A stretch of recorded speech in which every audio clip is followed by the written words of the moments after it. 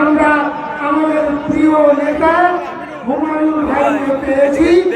আমরা আজকে তার হয়ে কাজ করব গোটা বাংলায়।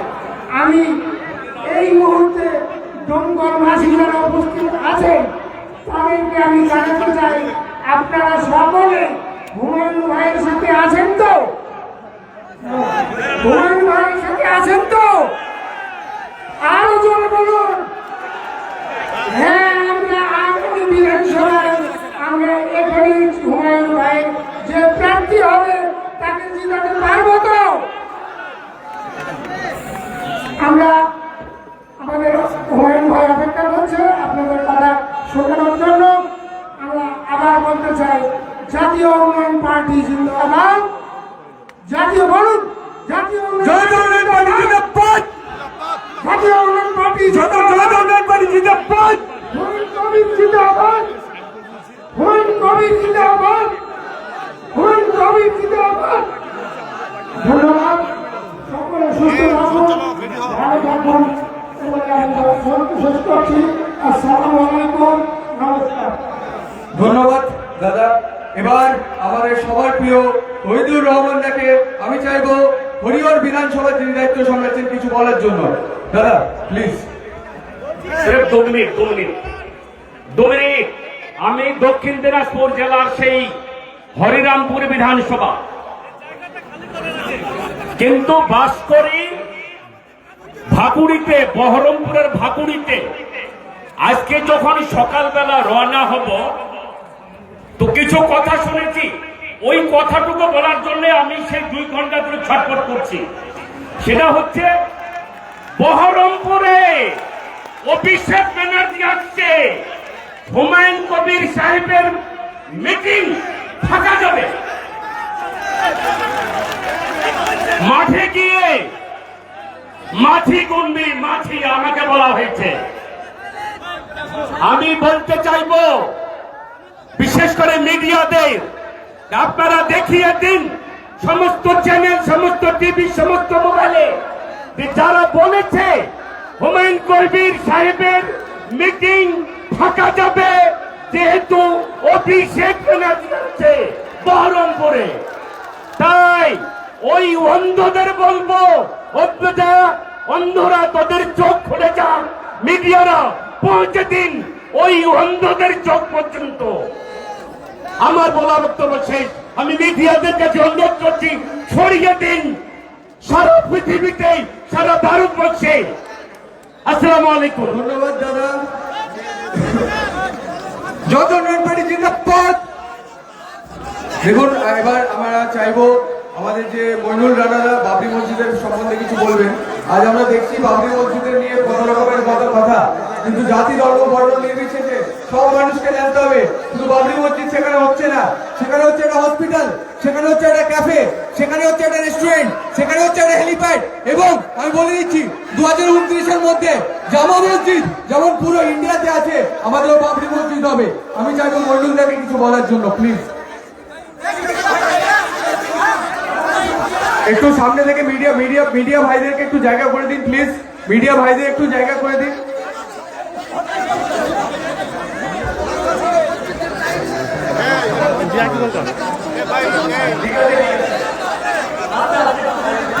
চালো তাড়াতাড়ি। আসসালামু আলাইকুম। আমি আমার সামনে উপস্থিত সকল মানুষকে আমি অনেক অভিনন্দন জানাচ্ছি। আজ আমার বয়স হচ্ছে 34। আমার মতো ছোট্ট ছেলেকে হুমায়ুন সাহেব যে জায়গা দিয়েছে, আমি হচ্ছি বাবরি মসজিদের ট্রেজারার। তা আমার মতো ছোট্ট ছেলেকে যদি যোগ্যতা হিসেবে উনি যদি সেই সম্মানটা দিতে পারে, আমি এই ইয়াং ছেলেদেরকে বলছি, তোমরা তোমাদের যোগ্যতা তুলে ধরো, আমরা তোমাদেরকে ভালো পোস্ট দেব। আমি ডোমকলে অনেক দিন ছিলাম এই ইঞ্জিনিয়ারিং কলেজে। এখানকার মানুষের ভালোবাসা আমি নিজের চোখে দেখেছি। উনাদের কথা, একটা গ্রাম্য ভাষা আমার খুব ভালো লেগেছে। আমি অন্য জায়গায় না যেতে পারলে এই ডোমকলে আসতে পেরে আপনাদেরকে দেখে সে পুরনো দিনের স্মৃতি আমার মনে পড়ছে। আজ আমি অ্যাসিস্ট্যান্ট ইঞ্জিনিয়ারে 2 বার পাস করেছিলাম, 2 বার এই মমতাদির আমলে। কিন্তু আমি মুসলমান বলে আমাকে সেই চাকরি করতে দেওয়া হয়নি। রিটেনে পাস করেছি, ইন্টারভিউ পাস দিয়ে দেওয়া হয়েছে আমাকে, শুধু আমার অপরাধ আমি মুসলমান। দিদি বলে রেখো 2010 সালে যখন তোমাকে কেউ চিনত না, তখন রাত্রিবেলায় অন্ধকারে আমরা টর্চের লাইট মেরে তোমার জন্য দেওয়া দখল করতাম, তার প্রতিদান তুমি আমাদের এই দিয়েছো। গোটা মুর্শিদাবাদে আমরা 22টা এমএলএ এর মধ্যে 20টা এমএলএ তোমাকে উপহার দিয়েছি, তুমি কি দিয়েছো আমাদের? একটা ভালো বাসা দাওনি। আজ হুমায়ুন সাহেবের মতো একটা মার্কেটারকে যোগ্য সম্মান দাওনি, ওনাকে স্টেজ থেকে নামিয়ে দিয়েছো। এর প্রতিদান তোমাকে দিতে হবে, দিতে হবে, দিতে হবে। এই বলে আমি আমার বক্তব্য শেষ করছি। আপনারা ভালো থাকুন। দমকলের লোকরা সত্যিই খুব প্রিয়, খুব মিশুকি লোক। আমার মনে হয় এই ধরনের মিশুকি লোক আর অন্য কোথাও আছে আমার মনে হয় না। দমকলের লোক ভালো থাকবেন, সুস্থ থাকবেন, আল্লাহ আপনাদের ভালো করুক, ভগবান আপনাদের ভালো করুক। হিন্দু মুসলমান সবাই ঐক্য হয়ে থাকবেন, বিদ্বেষ ছড়াবেন না, সবাই ঐক্য হিসেবে থাকার চেষ্টা করবেন। এই বলে আমার বক্তব্য শেষ করছি। হ্যাঁ, ঠিকই বলেছে মন্ডল দা। মোরা হিন্দু মুসলমান ভাই ভাই মোরা কাঁধে হাত দিয়ে বাঁচতে চাই। এরপরে আমি ডেকে নেবো মোহাম্মদ শাহিদুল লস্কর দাকে, বারুইপুরের বিশিষ্ট সমাজসেবী। দাদা কিছু বলার জন্য আমি ডেকে নেবো।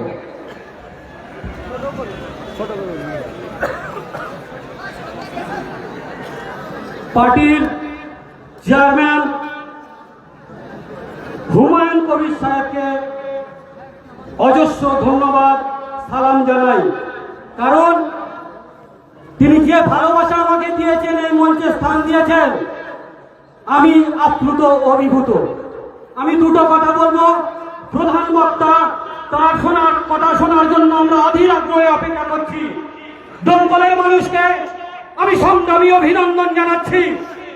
নবান্ন থেকে দূরবীন দিয়ে দেখো, মাঠ গেছে ভরে, তৃণমূল ঢুকে গেছে ঘরে। 2026-এ করতে গেলে সরকার হুমায়ুন কবির সাহেবকে দরকার। বুঝতে হবে আমাদের এইরকম একটা সংগ্রামী নেতা, সংগ্রামী অভিভাবক আমরা খুঁজছিলাম। সেই জন্য আমরা প্রত্যেকে মাথায় রাখতে হবে, যখন আমাদের পার্টির চেয়ারম্যান বক্তব্য রাখবেন, এখান থেকে এমন আওয়াজ তুলবেন, হাততালির আওয়াজ, যেন ওই অফিসের সবাই গিয়ে পৌঁছে যায়। বিজ্ঞানসম্মত কথা বলছি আমি, যেটা হলো হাত তালি যদি দেন, আপনাদের শরীর, মন, মানসিকতা সব ভালো থাকবে। সেই জন্য আগামী দিনে বৃহত্তর আন্দোলনের ক্ষেত্রে হুমায়ুন সাহেবের পাশে থেকে আমরা সৈনিক হিসেবে কাজ করব।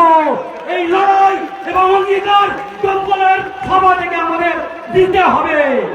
ধন্যবাদ। জনতা পার্টি জিন্দাবাদ। এবার আমি ডাকবো আমাদের প্রিয় ফকিরউদ্দিন দাকে কিছু বলার জন্য। अस्सलाम वालेकुम व रहमतुल्लाहि व बरकातुहू। जय जवाहर, जय किसान। और उन्नयन पार्टी হুমায়ুন কবির দ্বারা, আমি বাংলা ভাষী নাই দাদা, আমি কিন্তু বাংলার জামাই।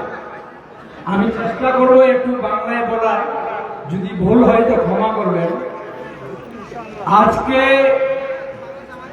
হায়দ্রাবাদ থেকে আসছে, কেউ বলছে শের আয়া, কেউ বলছে বেঙ্গল থেকে শের নিয়ে এসছে। আমি বলছি হেমাই কবির শেরও আছে, হযরত আলীও আছে, অর্জুন নকুল সহদেব সব আছে ইনি। কিন্তু আপনাদের সহযোগ এবং ইনাকে সেফটি রাজনীতিকে যে ইনি উন্নয়ন পার্টি করেছেন, আমি ইনার কাছে আবেদন করব যে তালাবুল ইলম ফরিজাতুন আলা কুল্লি মুসলিমিন মুসলিমাত। আপনি খুদি মাদার মসজিদটা নাই, এই যে জনসাধারণ বাংলা আপনার জন্য দাঁড়িয়ে শুনছে যে হুমায়ুন কবির এসছে, আমি এর দিক থেকে আপনার কাছে ডিমান্ড করছি, একটা বিরাট বড় হসপিটাল দিবেন আপনি। আর हुमायूं कबीर एक कविकार था बिहार का, जागो जागो सोने वालों, सो कर दिन खोने वालों, दुनिया जाग उठी है कब की, नींद है तुम्हारी की जब की। अब लाल बहादुर शास्त्री को देखिए कि जय जवान जय किसान का नारा लगा, 76वां साल आजादी का हो गया, अब ये वो नारा गूंज रहा है। उसी तरह आप मुर्शिदाबाद से इनका नारा लगाएंगे कि हमारे बड़ी शेर है, हजरत अली का दुख है, नबी करीम सल्लल्लाहु अलैहि वसल्लम का उम्मत है। जय जवान जय किसान, जय हिंद, जय भारत। ধন্যবাদ দাদা। এবার আমরা সেই অপেক্ষার মুহূর্তে চলে এসেছি। আমি চাইবো এবার আমাদের মাননীয় চেয়ারম্যান সাহেবকে, মোহাম্মদ জাকির হোসেন দা, খোকনদা আমাদের আজিজুল হক দা এবং আরিফত দা আমাদের মাননীয় চেয়ারম্যানকে বরণ করে নেবেন। সবাই একটু হাততালি দেবেন না? হুমায়ুন কবির জিন্দাবাদ, মুর্শিদাবাদী নবাব হুমায়ুন কবির জিন্দাবাদ, বাংলা পরিবর্তনের কান্ডারি হুমায়ুন কবির জিন্দাবাদ, অন্যায় অত্যাচারের বিরুদ্ধে সত্যিকার কালবৈশাখী হুমায়ুন কবির জিন্দাবাদ, বাংলার একটাই বাঘ হুমায়ুন কবির জিন্দাবাদ। একটা কথা আছে, যখন যখন অত্যাচার হবে তখন তখন প্রতিবাদ করবে মানুষ। হ্যাঁ বন্ধুগণ, এটা যুগে যুগে হয়ে আসছে। আজ বর্তমান প্রেক্ষাপটে গোটা পশ্চিম বাংলাতে যেভাবে টিএমসি বিজেপি যেন কয়েনের এপিট ওপিট হয়ে গেছে, সে অন্যায় অবিচারের বিরুদ্ধে দাঁড়িয়েছে একমাত্র আমাদের হুমায়ুন কবির, আমাদের চেয়ারম্যান সাহেব। আমি চাইবো ওনাকে কিছু বলার জন্য একটু সবাই হাততালি দিয়ে। আমাদের বিপ্লব ইমতিয়াজ ডোমকল সাব ডিভিশনের আমাদের সংগঠনের যুব সভাপতি 4,500 টাকা এখানে কুড়ি পেয়েছে। কারো যদি হয় একটু খোঁজ করে বিপ্লবের সঙ্গে নিয়ে নেবেন। 4,500 টাকা এখানে পাওয়া গেছে। কারো পকেট থেকে খোয়া গেলে বা পড়ে গেলে একটু দয়া করে নিয়ে নেবেন। আজকে কোথা থেকে শুরু করব সেটাই একটু চিন্তা ভাবনা করতে হচ্ছে। তাহলে জনকল্যাণ মাঠে এর আগেও যখন আমরা কংগ্রেস করতাম, আমার রাজনৈতিক জীবন শুরু হয়েছিল 1982 সালে। তখন সবে বামফ্রন্ট সরকার 1977 সালে প্রমোদ দাশগুপ্ত এবং প্রয়াত জ্যোতি বসুর নেতৃত্বে 1977 সালের 21শে জুন কংগ্রেসের সিদ্ধার্থ শঙ্কর রায়ের সরকারকে পরাজিত করে বাংলার গদিতে বসেছিলেন। 72 থেকে 77 সিদ্ধার্থ শঙ্কর রায় যে 5 বছরের মন্ত্রিসভা চালিয়েছিলেন, এই বাংলায় সিদ্ধার্থ শঙ্কর রায় একজন বিখ্যাত ব্যারিস্টার ছিলেন। তিনি বাংলার মুখ্যমন্ত্রী ছিলেন। তার মন্ত্রিসভায় সেই সময় বাংলায় মুসলিমদের পার্সেন্টেজ ছিল মাত্র 17%, মাত্র 17%। আর সিদ্ধার্থ শঙ্কর রায়ের মন্ত্রিসভায় 16 জন মন্ত্রী ছিলেন, তার মধ্যে 11 জন পূর্ণমন্ত্রী। 11 জন পূর্ণমন্ত্রী। মমতা বন্দ্যোপাধ্যায় পুলিশ মন্ত্রী, সেটা ছিল ডক্টর মোতাহার হোসেন। বীরভূমের মোরাডাই থেকে নির্বাচিত ডক্টর মোতাহার হোসেন ছিলেন পুলিশ মন্ত্রী। কলকাতা থেকে নির্বাচিত আব্দুর পানসারি মন্ত্রী ছিলেন। ফজলুল হক মন্ত্রী ছিলেন। আবু বরকত গনি খান চৌধুরী বিদ্যুৎ দপ্তরের মন্ত্রী ছিলেন। আমাদের এই জেলার সুসন্তান প্রয়াত আব্দুল সাত্তার সাহেব লালগোলার বিধায়ক, তিনি কৃষি এবং আইন মন্ত্রী ছিলেন। এরকম করে 16 জন মুসলিমকে সেই সময় সিদ্ধার্থ শঙ্কর রায় বাংলার মুখ্যমন্ত্রী, লাস্ট কংগ্রেসের মুখ্যমন্ত্রী। আপনারা জানেন আজকে আমাদের বর্তমান মুখ্যমন্ত্রীর সময়কাল চলছে 14 বছর পার হয়ে গেছে। ডক্টর বিধান রায় 14 বছর বাংলার মুখ্যমন্ত্রী হয়েছিল। তিনি নিজে যে কোনো মানুষকে দেখলেই তার শরীরের কন্ডিশন তিনি নিজে বুঝতে পারতেন। নিজে তার গায়ে হাত না দিয়েও তার মুখ থেকে প্রেসক্রিপশন করে দিতেন। ডক্টর বিধান রায় বাংলার মুখ্যমন্ত্রী ছিলেন। আমরা আজকে তাজ্জব হয়ে যাই, মুসলমানদের মাসিয়া সেজে বসে আছে, মুসলমানদের ভোট নিয়ে বাংলার 3বার মুখ্যমন্ত্রী হয়েছে। 2011 সালে যখন ভারতবর্ষের কংগ্রেসকে সঙ্গে নিয়ে মাত্র সোনিয়া গান্ধীর সঙ্গে কথা বলে, প্রণব মুখার্জিদের সঙ্গে কথা বলে মাত্র 65টা আসন জাতীয় কংগ্রেসকে দিয়েছে। মাত্র 65টা। বাংলার মানুষ আবার নতুন করে 65টা লড়ার সুযোগ থেকে 42 জনকে নির্বাচিত করেছে। 42 জনের মধ্যে এই মুর্শিদাবাদ জেলা, ঐতিহাসিক মুর্শিদাবাদ জেলা, এখান থেকে 14 জন কংগ্রেসের বিধায়ক নির্বাচিত হয়েছে। 14 জনের মধ্যে হুমায়ুন কবির ছিল। 14 রেজিনগরে 3টে সিট বেড়েছিল 2009 সালের ডিটি মিলেছিল। এই সিটগুলা কোথা থেকে বেড়েছিল? টোটাল সিটের সংখ্যা 294, আজও আছে 294, কিন্তু বেড়ে গেল 3টে মুর্শিদাবাদে। কোথা থেকে বাড়লো? মালদাতে 10টা ছিল, 12টা হলো। কোথা থেকে হলো? এক একটা। কলকাতাতে 21টা সিট ছিল। 21টা সিটের বিন্যাস করে দেখা গেল 11টা থাকলো, 10টা সিট কমে গেল কলকাতা। এই মুর্শিদাবাদে আপনাদের পাশের রানীনগর সিট, আমাদের 70 রেজিনগর আর রঘুনাথগঞ্জ, জঙ্গিপুর ভেঙে রঘুনাথগঞ্জ 3টে সিট বাড়ল। মালদাতে 2টো বাড়ল। 42টা সাংসদ ছিল, 42টাই আছে। মালদাতে 1টা সাংসদ ছিল, 2টো সিট হলো। একটাই মৌসুম হয়েছিল আর একটা আজকে ঈশাক চৌধুরী আছে, দক্ষিণ মালদা আর উত্তর মালদা।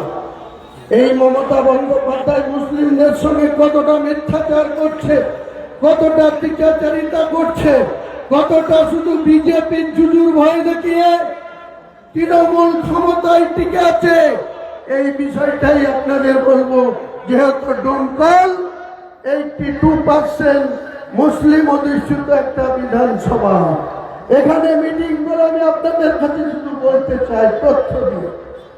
2011 সাল যখন বিধানসভা ভোট হলো, 13ই মে 2011 বিধানসভার ফল ছিল।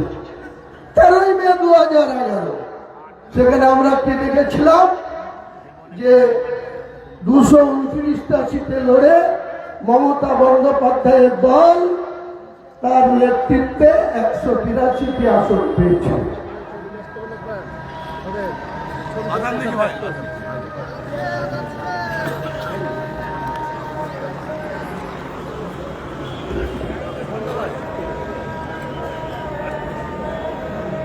সবাই বসেন বসেন।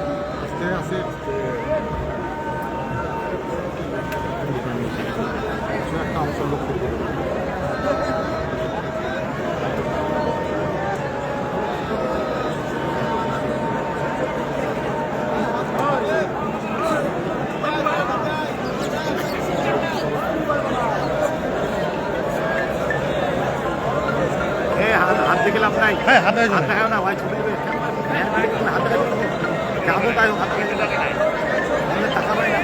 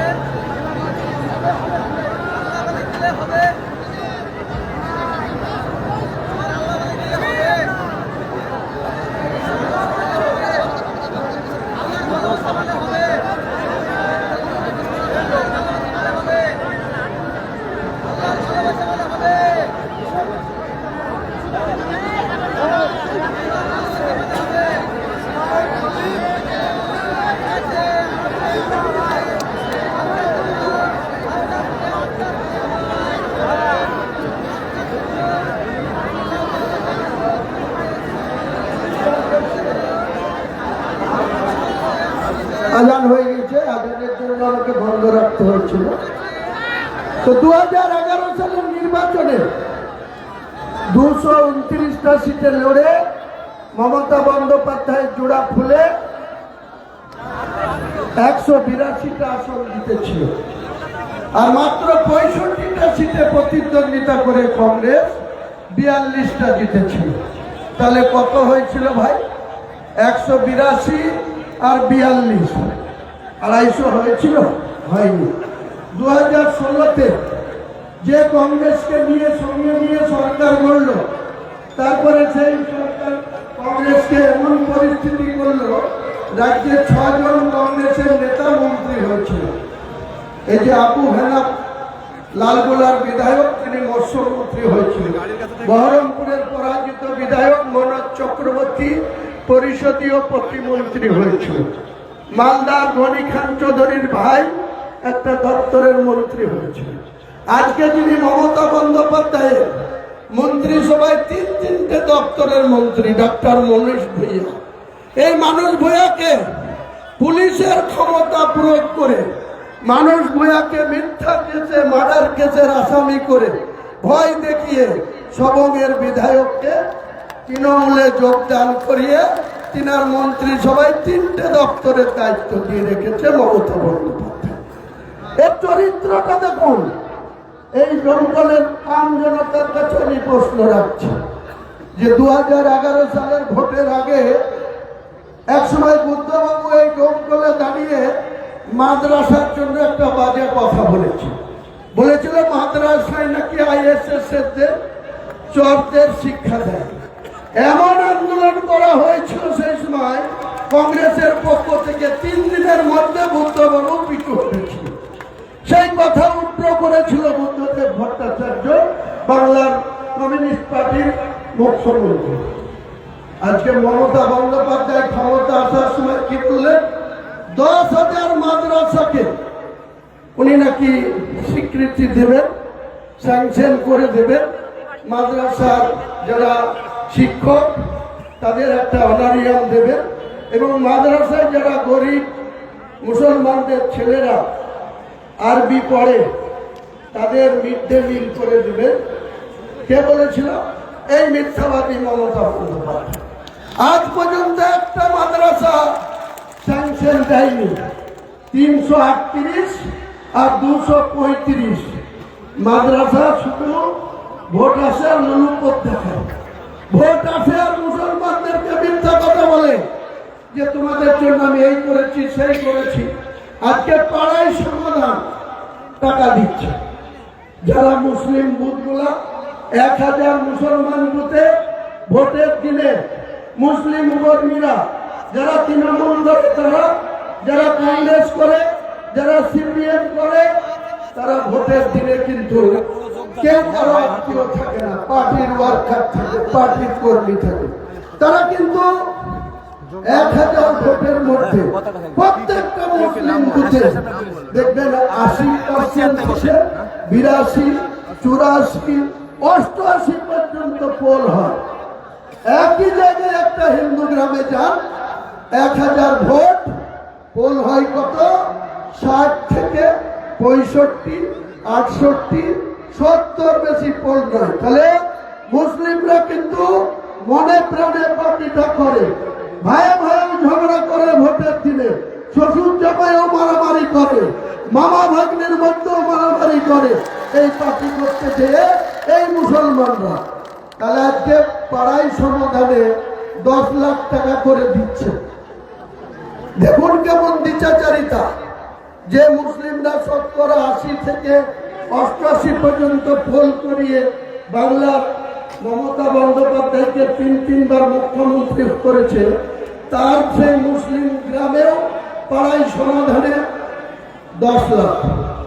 আর যারা বিজেপিকে ভোট দিয়েছে, যারা মমতা বন্দ্যোপাধ্যায়ের বিরুদ্ধে বাস দিয়েছে ঘোড়া, তাদেরও দেখবেন 10 লাখ, তাদেরও 10 লাখ।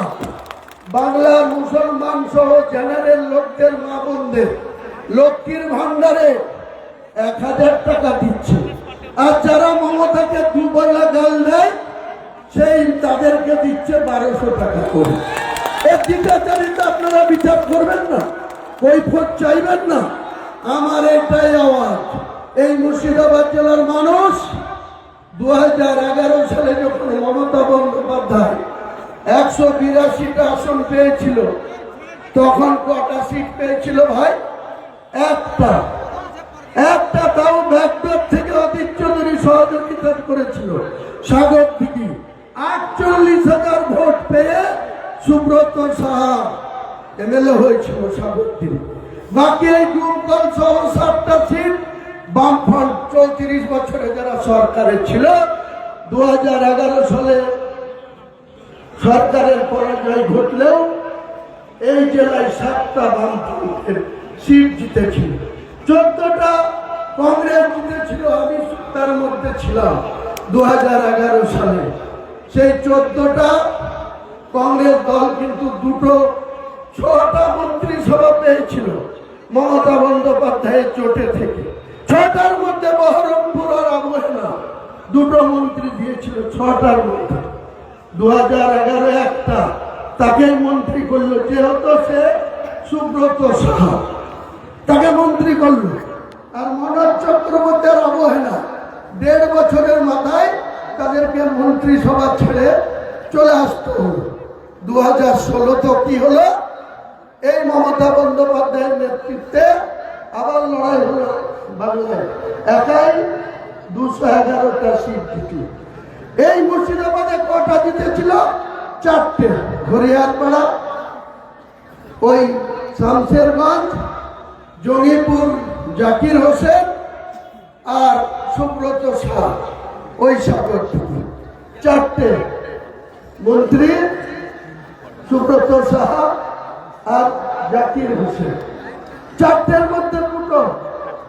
2021-এ কটা সিট? মুর্শিদাবাদের মানুষ 2 হাত তুলে মমতা বন্দ্যোপাধ্যায়কে ভোট দিল। সিট কটা?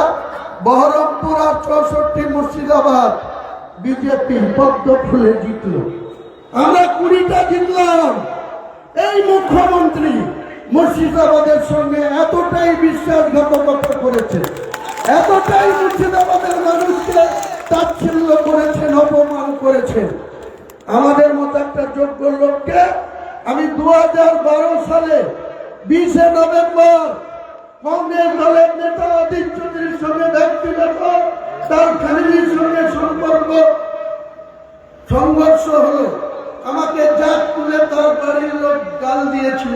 আমি অধীর চৌধুরীর কাছ থেকে বিচার চেয়েছিলাম, বিচার অধীর চৌধুরী দেয়নি। তাই 18 মাসের মাথায় আমি কংগ্রেসের বিধায়ক পদ তুচ্ছ করে আমি এই মমতা বন্দ্যোপাধ্যায়ের উপরে বিশ্বাস করে 20 নভেম্বর 2012 তার কাছে গিয়ে বললাম, আমি অধীর চৌধুরীর সঙ্গে 30 বছর কংগ্রেস করেছি। কখনো 82 দিন জেল খেটেছি বহরমপুর সেন্ট্রাল জেলে, কখনো 28 দিন জেল খেটেছি, কখনো 9 দিন জেল খেটেছি। কিন্তু আজকে আপনার এই চরিত্র, সে নিজের স্ত্রীকে থামাতে পারেনি, আমাকে মুসলিম জাত তুলে গাল দিয়েছে। তার প্রতিবাদে আমি বিধায়ক পদটা ছুটে এই মমতা বন্দ্যোপাধ্যায়ের উপর আস্থা ভরসা রেখে 2012 সালের 20 নভেম্বর আমি যখন যোগদান করলাম, সেই দিনই বেলা 4টের সময়, সেই সময় চিফ সেক্রেটারির নাম ছিল সঞ্জয় মিত্র। এই সঞ্জয় মিত্র যখন চিফ সেক্রেটারি, তখন আমার কাছে একটা চিঠি আসলো। চিঠিতে কি লেখা? যে আপনি আগামীকাল 21 নভেম্বর 2012 বেলা 1টার সময় রাজভবনে আসুন, আপনাকে মন্ত্রী হিসাবে শপথ নিতে হবে। যথারীতি গেলাম। মুখ্যমন্ত্রী নিজেই প্রথমেই আমাকে বলেছিল মাইনরিটি দপ্তরে, মাইনরিটি শিক্ষা দপ্তরে মন্ত্রী করুন। দিল কি? গরু ছাগল তাড়ানো। একসময় এখানকার বিধায়কও ছিল ওই গরু ছাগল তাড়ানোর মন্ত্রী, আমাদের আনিসুর সাহেব। পরবর্তী তার দল থেকে পঞ্চায়েত মন্ত্রী করেছিল, অনেক গুরুত্বপূর্ণ জায়গা দিয়েছে আমাদেরকে। তখন মাদ্রাসা শিক্ষা দপ্তরের মন্ত্রী করব বলে আমি চাইনি, কিন্তু মন্ত্রীও হতে চাইনি। তখন তিনি হুমায়ুন কবিরকে গুরুত্ব দিয়ে বলল, আমি উন্নয়নের কোনো কথা হয়নি, বললো মাইনরিটি দপ্তরের মন্ত্রী করব। দপ্তর যখন বন্টন হলো তখন দেখলাম ওই দপ্তরের কোনো বিষয় নাই, আমাকে পানি সম্পদ দপ্তর উন্নয়নের প্রতিমন্ত্রী করা হলো। সেই সময় প্রায়ত একজন হাইকোর্টের জাজ, তিনি ছিলেন ওই পূর্ণমন্ত্রী।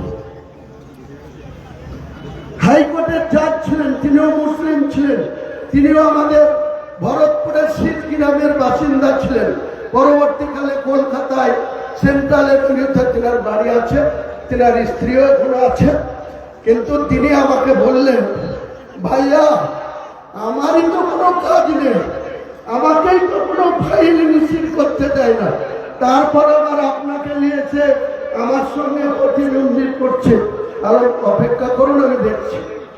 3-4 দিনের মধ্যে অ্যাপয়েন্টমেন্ট চাইলাম, গেলাম, বললাম আপনি ওকে প্রতিমন্ত্রী করলেন পানি সম্পদ বিকাশ উন্নয়নে, আমার কি কাজ, দায়িত্ব বন্টন করে দেন। যাই হোক, প্রধানমন্ত্রীকে দেখে আমাকে বহরমপুর থেকে নর্থ বেঙ্গলটার দায়িত্ব আলাদা করে ভাগ করে দিল। আমার অপরাধ, ওখানে একজন দার্জিলিং থেকে একজন বিধায়ক ছিল, হরকা বাহাদুর ছেত্রী। হরকা বাহাদুর ছেত্রী এসে মমতা বন্দ্যোপাধ্যায়কে বুঝিয়েছে যে আপনি আমাকে একটা দার্জিলিং এ কসাইখানা খুলে দেন। এবার মুখ্যমন্ত্রী আমার কাছে ফরওয়ার্ড করলো হরকা বাহাদুর ছেত্রীকে। আমি বললাম, মুখ্যমন্ত্রী যদি চান নিশ্চয়ই আপনার কাজ হয়ে যাবে। আমি সেখানে তাকে একটা কসাইখানার লাইসেন্স করে দিলাম। যেই করে দিলাম, 2.5 মাসের মাথা 21শে নভেম্বর আমি মন্ত্রী হয়েছি। 23শে ফেব্রুয়ারি 2013 তখন এই অধীর রঞ্জন চৌধুরী, আমি সে নভেম্বর হয়েছে, ও 28শে অক্টোবর ভারতের রেল মন্ত্রী হয়েছে, প্রতিমন্ত্রী। ও মনমোহন সিংকে বলে আর ইলেকশন কমিশনকে বলে, আজকে দেখুন না বসিরহাটের এমপি নুরুল হাকিম কবে মারা গিয়েছে, 8 মাস আগে, তার বাই ইলেকশন হয়ে। দেখুন না সাধারণ পান্ডে কলকাতায় 1.5 বছর ধরে আগে মারা গিয়ে পরে তার স্ত্রীকে ক্যান্ডিডেট করলো, 1.5 বছর পরে বাই ইলেকশন। আর আমার সঙ্গে 2.5 মাসের মাথায় 23শে ফেব্রুয়ারি 2004 আমার বাই ইলেকশন। এই যে অধীর রঞ্জন চৌধুরী, উনি তখন রেলের রাষ্ট্রমন্ত্রী, 22-24টা আরপিএফ এর সিকিউরিটি। সরকার ইলেকশন কমিশনের নির্বাচনে প্রচার করার টাইম ছিল সকাল 6টা থেকে রাত্রি 10টা। অধীর চৌধুরী আমাকে হারানোর জন্য সকাল 6টা থেকে 10টায় পর্যন্ত প্রচার করতো, আর রাত্রি 10টার পরে বহরমপুর থেকে গাড়ি নিয়ে প্রত্যেকটা হিন্দু গ্রামে গিয়ে বলতো, জানো তোমরা হুমায়ুন কবির ওই দার্জিলিং এ একটা গরু জবাই করার কসাইখানা খুলে দিয়েছে, তোমরা যদি হুমায়ুন কবিরকে ভোট দাও তাহলে কিন্তু তোমাদের এই হিন্দু গ্রামের মোড়ে মোড়েও গরু জবাই করার কসাইখানা খুলে দেবে পানি সম্পদ দপ্তরের মন্ত্রী। হিন্দুরা বললো তা তো ঠিক, তাহলে ডকুমেন্ট দেখা। অধীর চৌধুরী শিয়ানা ঘুঘু ও ডকুমেন্ট তুলে দিয়ে দিল। হিন্দুরা কিন্তু যাকে আমাকে ভোট দিল, তারা ভোটের দিনে একটা ভোট দিল কাকে, আজকে যিনি রেজিনগরের এমএলএ, তার নাম হচ্ছে রবিউল আলম চৌধুরী। ওই 2013 সালের 23শে ফেব্রুয়ারি ওই একবারও কোনো দেয়ালে রবিউল আলম চৌধুরী লেখেন, রবি চৌধুরী মানে অধীর চৌধুরীর কাকুতো ভাই। আলম লিখলে চৌধুরী ভোট দিল না হিন্দুরা, বলতে তো হুমায়ুন কবিরকে দেবো, হুমায়ুন কবিরকে আগে দিয়েছিলাম, তাহলে আবার হুমায়ুন কবিরকে দেবো। এই রবি চৌধুরীর নামটা দেয়ালে দেয়ালে আলম লিখতে দিল না, শুধু রবি চৌধুরী লিখে হুমায়ুন কবিরকে হারানো। দেখ কেমন লাগে 2024-এ। 2013-তে অধীর চৌধুরী তুমি হুমায়ুন কবিরকে হিন্দুত্ব দেখিয়ে গঙ্গাতে তাদের নাকি মৃত্যু পড়াতে দেব না, আমি নাকি কসাইখানা খুলে দেব। আমি যখন 2024-এ ইউসুফ পাঠানের হয়ে ভোট করতে নামলাম, যখন যোগী আদিত্যনাথ ইউপি থেকে এসে শক্তিপুরে বলছে মুসলমানদেরকে উল্টো করে টাঙিয়ে 7 পীড়া স্বীকার করবো, তখন এই মমতা ব্যানার্জির দলের স্পোর্টসপারসন থেকে শুরু করে এই যে আছে ভেড়া এমএলএ আছে, যে ভেড়া এমএলএগুলো আছে তৃণমূলে, পুরো ভেড়া মুখ খুলেনি, আমার পক্ষে কথা বলেনি, নিশ্চুপ ছিল, পুরোপুরি নিশ্চুপ ছিল। আমি হুমায়ুন কবির, উনি যখন 30 এপ্রিল 2024 যোগী আদিত্যনাথ বলল যেটা দাঙ্গা আবাজ আছে এখানে, আমাকে ডাইরেক্ট নাম না করে আমাকে দাঙ্গাবাজ আখ্যা দিল। সেই দাঙ্গাবাজের জন্য বললো যদি এটা ইউপি হতো তাহলে আমি যোগী আদিত্যনাথ উল্টো করে টাঙিয়ে 7 পীড়া স্বীকার করে দিতাম। বললো কবে? 30 এপ্রিল 2024। কোথায় বললো? এই যে দাঙ্গা মন্ত্রী আছে, রাজনীতি কিছু নাই, সিদ্দিকুল্লাহ চৌধুরী, মাথায় টুপি দিয়ে দাঁড়িয়ে রেখে গীতাচারীদের সামনে তিনি এখনো জুমাইতুল হিলের রাজ্য সভাপতি, আবার ভোটে দাঁড়িয়েছে তৃণমূলের ভোটে। এর আগে দাঁড়িয়েছিল কোথায়? বর্ধমানের মঙ্গল ভোটে, সেখানে ঝাঁটা লাঠি খেয়ে সেখান থেকে এসেছে বর্ধমানের মন্দেশ্বরে, এবারও এখানে ঝাঁটা লাঠি খাবে, এবারও ঝাঁটা লাঠি খাবে এই সিদ্দিকুল্লাহ চৌধুরী। তাহলে তার মদতে, তার দপ্তরে একটা মাঠ, শক্তিপুর প্রতাপ সংঘ লাইব্রেরির মাঠ, থানা থেকে এই যে আপনাদের জঙ্গল থানা, শক্তিপুরের থানা আর প্রতাপ সংঘ লাইব্রেরির মাঠ 50 মিটার দূরত্ব। সেখানে হেলিকপ্টার নামানোর পারমিশন কে দিল? এই মমতা ব্যানার্জির জেলা শাসক রাজশ্রী মিত্র। তিনি এখন কলকাতায় ওই হিটপথ এমপি হয়ে গিয়েছে, নতুন ডিএম এসছেন।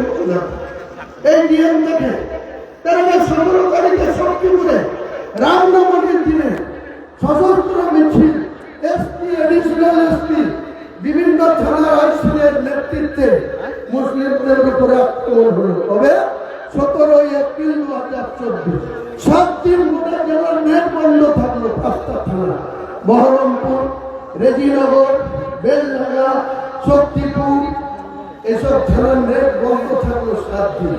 কি করে? যোগী আদিত্যনাথ সাথে মমতা ব্যানার্জির যদি লিঙ্ক না থাকে, আন্ডারগ্রাউন্ডে যদি চ্যানেল না থাকে, কি করে প্রতাপ সংঘ লাইব্রেরির মাঠে, যেখানে মন্ত্রী সিদ্দিকুল্লাহ চৌধুরী তার দপ্তরে জেলা শাসক কি করে নসিবে, তার হেলিকপ্টার নামে কি করে নামলো? নেমে যখন আমাকে বলছে উল্টো করে টঙিয়ে সিধা করবো, ও দাদা ওল হলে আমরা কোনো তেতুল। পরের দিন 1 মে সন্ধ্যা 6টার সময় রবিউল আলম চৌধুরী বক্তৃতা করছে, আর মুখ্যমন্ত্রী মালদা থেকে একটা সভা করে বড়ুয়ার কিষান মন্দির মাঠে হেলিকপ্টারে নামলো। আমি সেখানে প্রেজেন্ট ছিলাম। এদের সাংগঠনিক জেলা সভাপতি অপূর্ব ছিল। সেই সময় এই রবিউল আলম চৌধুরীর চেয়ারম্যান ছিল। তো আমাকে মুখ্যমন্ত্রী ডেকে বলছে, হুমায়ুন, বলুন দিদি। তো বলছে খবর খুব খারাপ। কিসের দিদি? তো ওখানে সেলিং দিতে যাচ্ছে, তাহেরও 30 থেকে 40,000 ভোটে হেরে যাচ্ছে মুর্শিদাবাদ কেন্দ্রে। আমি কি করবো দিদি? আমি ইউসুফ পাঠানের মা বাবাকে কথা দিয়ে ইউসুফকে নিয়ে এসছি ভোটে জিতে বলবো। তো ইউসুফ 80 থেকে 1 ভোটে হেরে যাচ্ছে, অধীরে আবার জিতে যাচ্ছে। আমি কি করি? আপনি নিয়ে এসছেন, তখন তো ভাবা উচিত ছিল। না না, তুমি পারবে, তোমাকে ইউসুফকেও জিতাতে হবে। তাহলে ঠিক আছে দিদি, আমি ইউসুফকে যে করে হোক জিতাবো, কিন্তু তাহেরকে জিতাবো না, বিরাট নেমা খাবো। না না, তোমার কোথাও জিতাতে হবে। আমি সেদিনকে বললাম সন্ধ্যা 6:30 পরে বক্তৃতা মাইক ধরে আমি বললাম, যোগী আদিত্যনাথ আপনি ইউপির মুখ্যমন্ত্রী, ঠিক আছে, আপনি শক্তিপুর প্রতাপ সংঘ মাঠে এসে মুর্শিদাবাদে যেখানে 72% মুসলমানের ভাগ, সেখানে আসে আপনি বলবেন মুসলিমদের উল্টো করে টাঙিয়ে সিধা করবো। এটা ইউপি না, এটা অযোধ্যা না, এটা লখনৌ না, এটা ভারতবর্ষের পশ্চিম বাংলা আর মুর্শিদাবাদ জেলা।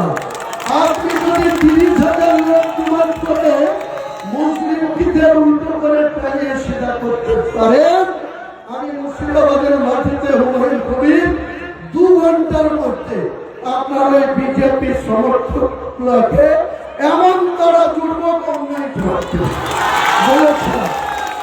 এক কথাতে কংগ্রেসের অজিত চৌধুরীর ভোট ব্যাংক বিজেপির থেকে চলে গেল। এখানে সেলিম সাহেবের যারা ধর্ম নিরপেক্ষ হিন্দু ভোটার তারা বিজেপির গৌরী ঘোষের দিকে চলে গেল। অমনি চিৎপাটান হয়ে গেল সেলিম সাহেব, আর চিৎপাটান হয়ে গেল অজিত চৌধুরী। আমি বদলাটা নিলাম 2013 সালের 23শে ফেব্রুয়ারি আমার বিরুদ্ধে যে হিন্দু মুসলমানের সুশ্রুতি দিয়েছিল তার যোগ্য জবাবটা দিয়েছে। এখনো দেখেন অজিত চৌধুরী প্রতিদিন ছিলমিল করছে। এই হুমায়ুন কবিরকে দিয়ে মমতা ব্যানার্জি আপনি আমাকে হারিয়েছেন, দাগা লাগিয়েছেন, এসব কথা আমি বলি না। অজিত চৌধুরী বলেছিল যারা সংগঠন আছে তাদের দেখবেন ফুটে যাচ্ছে। তা আমার কথা হচ্ছে মমতা বন্দ্যোপাধ্যায়কে আগামী দিনে প্রাপ্তন করাই হচ্ছে আমার মনটা। মুসলমানদের সঙ্গে শুধু বিজেপির ভয় দেখানো, বিজেপির জুজুর ভয় দেখাবো, আর মুসলমানরা আপনার দুধের গায়ে হবে। মুসলমানদের যারা রেড রোডে 1 মাস রোজা করার পর রেড রোডে ঈদের নামাজ, সেই নামাজে যারা মমতা বন্দ্যোপাধ্যায়কে ডাকেন তাদের কাছে আমার বলা, আপনাদের বিপি বাচ্চা, আপনাদের বোন, আপনাদের মা, আপনাদের বুবু, আপনাদের খালা তারা কি যায় নামাজ পড়তে যায় না? কিন্তু মমতা বন্দ্যোপাধ্যায় তো জানায় সে নামাজকে মানে না, সে 10টা করে যাচ্ছে। তাকে কেন রেড্রোডে আপনারা হিজাব করে ওখানে মুসলিমদের দুধের গায়ে বলার সুযোগ দেবে?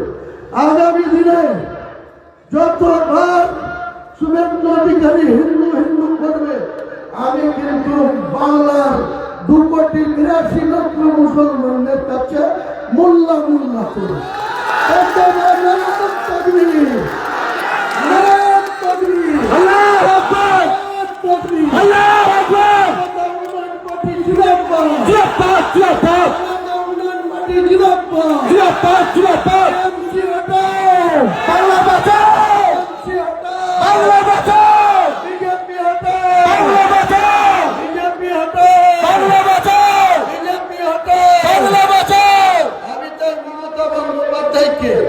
উচিত শিক্ষা দেওয়ার জন্য এই জনতা উন্নয়ন পার্টিটার জন্ম দিয়েছি। জন্মটা কবে হয়েছে ভাই? আজ থেকে 1 মাস কয়েকদিন হল। আজকে হচ্ছে 17 তারিখ, 22 তারিখে জন্ম দিয়েছিল। ওই মাসে 31 তারিখে ডেট ছিল, 31 তারিখে মাস ছিল। তার মধ্যে আমি হিম্মত দেখি মুসলমান ভাই এবং মুসলিমরা 10% মানুষের উপরে ভরসা করে আমি কিন্তু ব্রিগেড ময়দান করবো এটা ঘোষণা করেছিলাম। ওই 22 তারিখে 6 জানুয়ারি মিস্টার ত্যাগী, কর্নেল ত্যাগী, তার কাছে গেলাম। আমার জনতা উন্নয়ন চেয়ারম্যান হিসাবে একটা লেটার দিলাম যে আমাকে আপনাদের মাঠটা দেওয়া হচ্ছে। 7ই ডিসেম্বর হিন্দুরা সেখানে গীতা পাঠ করার জন্য পেয়ে গেল পারমিশন। আমি যখন নামাজ পড়ো, যেহেতু মিস্টার ত্যাগী ডেকেছে আমার কাছে মাঠের এনওসি জরুরি, যেহেতু 1 ফেব্রুয়ারি আমি ঘোষণা করেছিলাম যে আমি সভা করবো ব্রিগেডে দিয়ে মৃত্যুর ঘন্টা ভাঙবো তৃণমূল সরকার। এই স্বৈরাচারী সরকার, চাকরি বিক্রি করা সরকার, মিথ্যাচারের সরকার, তুলাবাদী সরকার, পুলিশ আর বিডিও আর বেলারদের দিয়ে চালানো সরকারটাকে উৎখাত করার জন্য 1 ফেব্রুয়ারি রবিবার ব্রিগেড ময়দানে সভা করব ঘোষণা দিয়েছে। এত ভয় পেয়েছে বিজেপি টিএমসি, চোরে চোরে মাছ করতে ভয় যে মিস্টার ত্যাগী যদি প্রথমেই মাছ দেবে না, 6 তারিখে বলে দিতে পারতেন, 8 তারিখে বলে দিতে পারতেন, 13 তারিখে বলে দিতে পারতেন, 16 তারিখে চিঠি দিয়ে ঢেকে তারপরে আমাকে বলছে যে আপনাকে ব্রিগেড দিতে হবে। বলছে আপনি শহীদ মিনারে শহীদ মিনারে তো 25,000 লোক আমার টার্গেট তো 10 লাখ। আমি তো মমতা বন্দ্যোপাধ্যায়ের মৃত্যু ঘন্টা বাদে খেতে তা কেন্দ্রের আপনাদের কি আমাকে লাভ দিবে না, কালকে তো লাভ দিল। আমি কালকে কলকাতায় সাংবাদিকদের করেছি আবার একটা ঐতিহাসিক সভা আগামী 31শে জানুয়ারি শনিবার মুর্শিদাবাদের বেলডাঙ্গা ওই খাগড়াপাড়া মোড়ে যে জায়গার মালিক এখানে বসে আছে আমাদের সামনে এর জায়গাতে 22শে ডিসেম্বর 2025 আমি সভা করে আমার দলের জন্ম দিয়েছিলাম। আবার আপনাদের সামনে আজকে ঘোষণা করলাম 31শে জানুয়ারি শনিবার বেলা 1টার সময় 10 লক্ষ মানুষের উপস্থিতিতে এই মমতা বন্দ্যোপাধ্যায়ের চোরের সরকার, তোলাবাদী সরকারটার মৃত্যু ঘটনা ঐতিহাসিক মুর্শিদাবাদ থেকে ঘোষণা। আপনারা মুর্শিদাবাদের ইতিহাস জানেন তো? 1757 খ্রিস্টাব্দে প্রথমে মুর্শিদকুলি খাঁ থেকে শুরু করে লাস্ট নবাব সিরাজউদ্দৌলা আমাদের বাড়ি থেকে 13 কিলোমিটার দূরে তিনি গঙ্গাপথে পলায়ন করছিলেন। একজন মির্জাফর ওই লর্ড ক্লাইভের নির্দেশে সেই সিরাজউদ্দৌলাকে এবং তার মাসি ঘেসিটি বেগমকে ধরে নিয়ে এসছে। লর্ড ক্লাইভের কিন্তু ইচ্ছা ছিল না নবাব সিরাজউদ্দৌলাকে শিরচ্ছেদ করা, কিন্তু মির্জাফরের বড় পুত্র মিরন সেদিন রাতে ভোরবেলায় নবাব সিরাজউদ্দৌলা ৫ বছরের যুবক বাংলা বিহার উড়িষ্যার নবাব সিরাজউদ্দৌলা শিরচ্ছেদ করে দিয়েছে। তাই আমি লাস্ট দুটো কথা বলে আমার বক্তব্য শেষ করব। আমি যখন 2024 সালের 12ই ডিসেম্বর কলকাতায় এবং তার আগের দিন বেলডাঙ্গা সরুলিয়া মাদ্রাসার জালসা থেকে বললাম যে 1992 সালের 6ই ডিসেম্বর যে ঐতিহাসিক বাবরি মসজিদ ভেঙে ফেলা হয়েছে 3% উগ্র হিন্দুত্ববাদ বজরং পার্টি রাষ্ট্রীয় স্বয়ংসেবক দলের সদস্যরা এল.কে. আদবানি এবং মুরলীমোহন যোশীর নেতৃত্বে বাবরি মসজিদটা ধ্বংস করে 3% হিন্দু উল্লাস প্রকাশ করছিল। আমি তাই 12/2024 বললাম মুর্শিদাবাদের বেলডাঙ্গাতে একটা বাবরি মসজিদ করব। 11 মাস মমতা ব্যানার্জি কিছু বলল না, অভিষেক ব্যানার্জি কিছু বলল না। 6 ডিসেম্বর 2025 যেই আর 9 দিন বাকি আমাকে রাত্রে ফোন করে ডাকছে, গেলাম 12টায় পৌঁছালাম। 12:10 থেকে 2:10 2 ঘন্টা এই অভিষেকের এজেন্ট প্রতীক জৈন আমাকে 1 to 1 ওনাদের সল্টলেকের একটা বিল্ডিং আছে 11 তলায়, আমাকে কত রকম প্রস্তাব উপঢৌকন দেওয়া যে আপনি কেবল বাবরি মসজিদ থেকে সরে আসেন, বাবরি মসজিদটা করা যাবে না, তাকে আপনি কি চান না? আমি কিছু চাই না, আমি মুসলমানদের টাকায় যে বাবরি মসজিদ 3% হিন্দুরা ভেঙে উল্লাস প্রকাশ করেছিল। 2019 সালে সুপ্রিম কোর্টের প্রধান বিচারপতি ডিভিশন বেঞ্চ যখন বলেছিল যে বিতর্কিত ল্যান্ডটা রামলীলার হাতে তুলে দেওয়া হলো, কোন ডকুমেন্ট ছাড়াই রামলীলাকে দেওয়া হলো। সেখানে রাম মন্দির কিন্তু 22শে জানুয়ারি 2024 ভারতবর্ষের ধর্মনিরপেক্ষ রাষ্ট্রের প্রধানমন্ত্রী রাম মন্দির কিন্তু ঘটা করে উদ্বোধন করেছে। আমরা বাংলার সহ গোটা ভারতবর্ষের 42 কোটি মুসলমান কেউ কিন্তু আমরা রাম মন্দিরের বিরোধিতা করিনি, সমালোচনা করিনি। সুপ্রিম কোর্ট 2য় প্যারাগ্রাফে রায়ে বলেছিল যে এই ল্যান্ডটা রামলীলাকে দেওয়া হলো রাম মন্দির করার জন্য। আর ওই করে এই যোগী আদিত্যনাথ সরকারকে 5 একর 15 বিঘি জায়গা দিতে বলেছিল। জায়গাটা কোথায় দিতে কতদিন ফাইনাল হয়ে 2019 সালের নভেম্বরে সুপ্রিম কোর্টের রায়, আর 2020 সালের ডিসেম্বরে 5 একর জায়গা দিল কোথায়? যে অযোধ্যায় বাবরি মসজিদ ছিল, যেখানে আজ রাম মন্দির প্রতিষ্ঠা হয়েছে, সেখান থেকে 14 কিলোমিটার দূরে এক নদীর ধারে জায়গা দিল। সেখানে মাত্র 12 থেকে 14% মুসলমানের বাস। আমি একদিন হায়দ্রাবাদ গেলাম। হায়দ্রাবাদ গিয়ে ওই এলাকার কিছু লোকের সাথে আমার হোটেল পরিচয় হল। আমার ভাই, তোমাদের বাবরি মসজিদটা হচ্ছে না কেন? তোমার যে দাদা কি করে হবে? আমরা 12-13% মুসলমান বাস করি, তার ভিতরে অর্ধেক গরিব মানুষ, দিনারি খাই, অকারি করি, অন্য কিছু কাজ করে খাই, আমরা কি করে করবো? আমার সেদিন মাথা বলল যে মুর্শিদাবাদে আমরা 37% আছি, বাংলায় আমরা 37%, মুর্শিদাবাদের 70 থেকে 72%, বেলডাঙ্গার জন্য একটা কাবরি মসজিদ করবো। তোমাদের এত ঘা চলছে কেন ভাই? তুমি মন্দির করে বেড়াবা, পুরীর জগন্নাথ মন্দির সরকারি টাকায় 400 কোটি টাকা খরচ করে তুমি দীঘায় করবা। 1100 কোটি টাকার জায়গা রাজারহাট নিউ টাউনে, সেটা তুমি মন্দির করার জন্য দিয়েছিলাম নাশ করবা। গতকাল শিলিগুড়িতে 45 বিঘা জায়গা সেখানে দিয়ে দিবা শিব মন্দির করার জন্য। দুর্গাপুর হতে 10,000 দিয়ে শুরু করে তুমি 1,10,000 অনুদান দেবা সরকারি কোষাগার থেকে।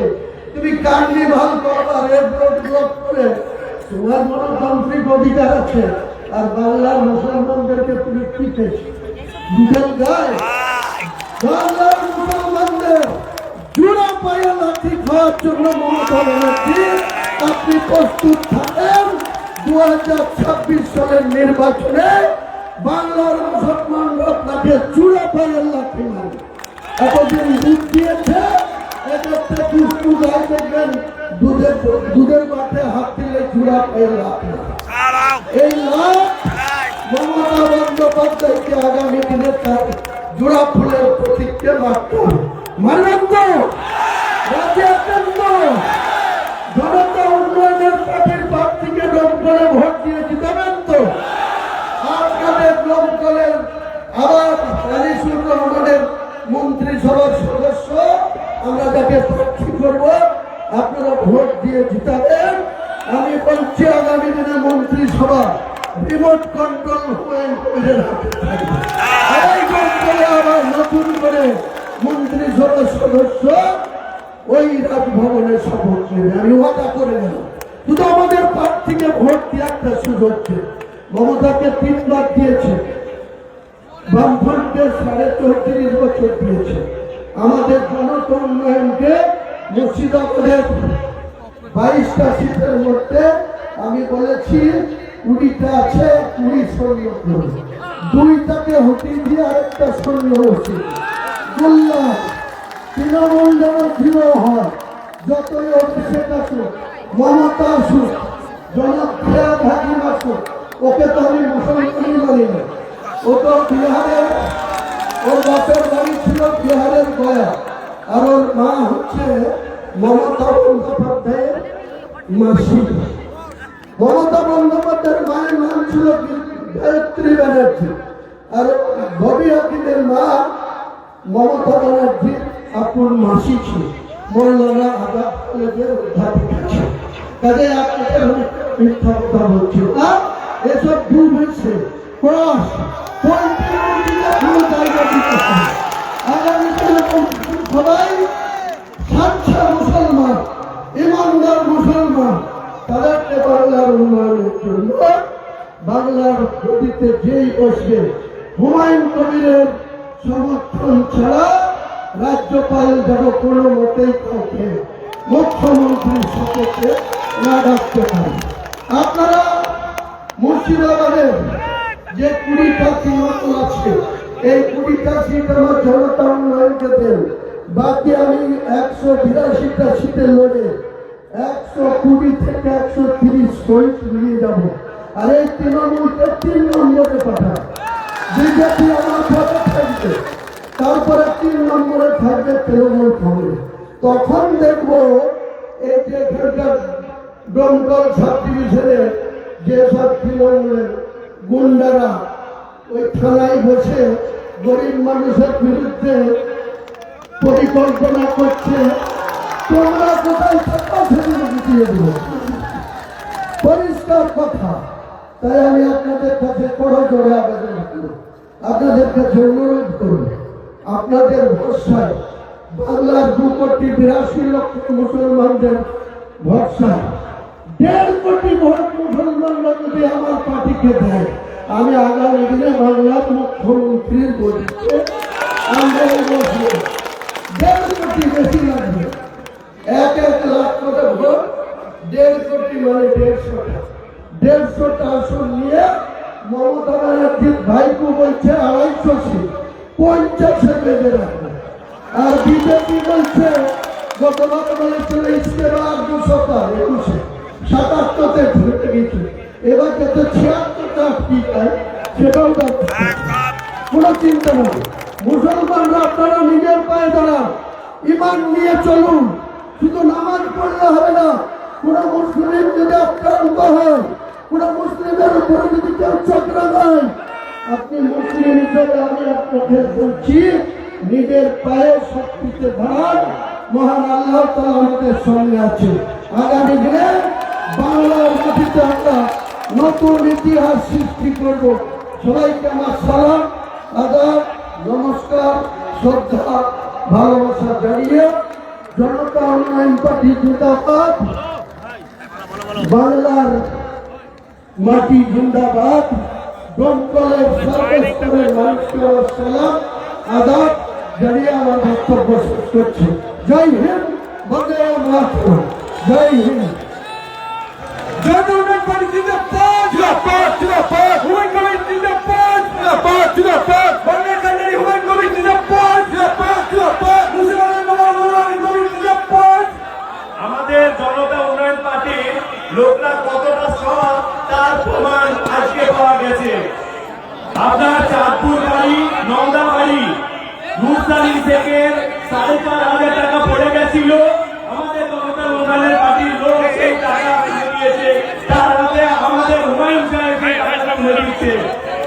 এটা যদি তৃণমূল হতো এই টাকা তুলে দিয়ে চলে যেতে পারবে।